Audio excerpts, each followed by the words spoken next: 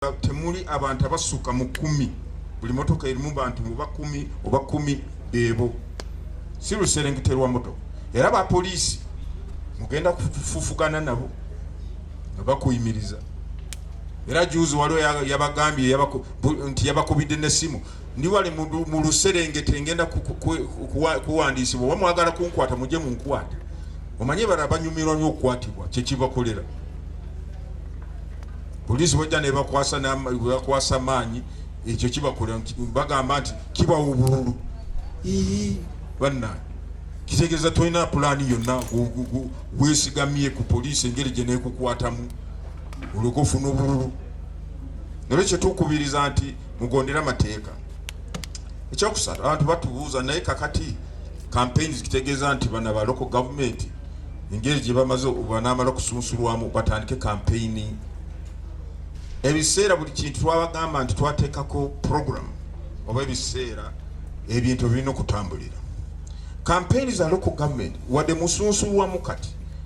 oba mpaka 24 naye campaign zamu zijja kutandika omwezi gwe 11 mugumiikirize.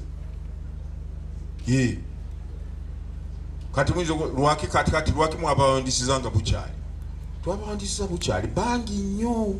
kyuvola kusunsulamu kwabo kumbe kugenda kutwala wiiki 3. Ekyokubiri okusunsulamu obukugwa waliwo beemulugunya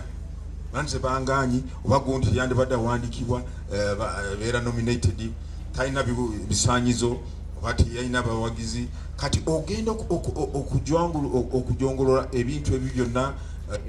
gundi okwemulugunya biki byonna ne tugamba nti katubakoleko nga bukyali kubanga bo bangi nnyo era bwe twogerera kati already olunaku lwajjo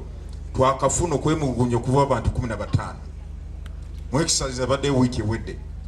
n'ekyo kyovalaba tutaddeyo ne tugamba nti okusunsulamu kwabe tukutandike nga bukyali naye campaigns local government ennaku 10 mwezi gwa 11 ate ba parliament nabo nnaku 10 mwezi gwa 11 yadde bagenda okubeera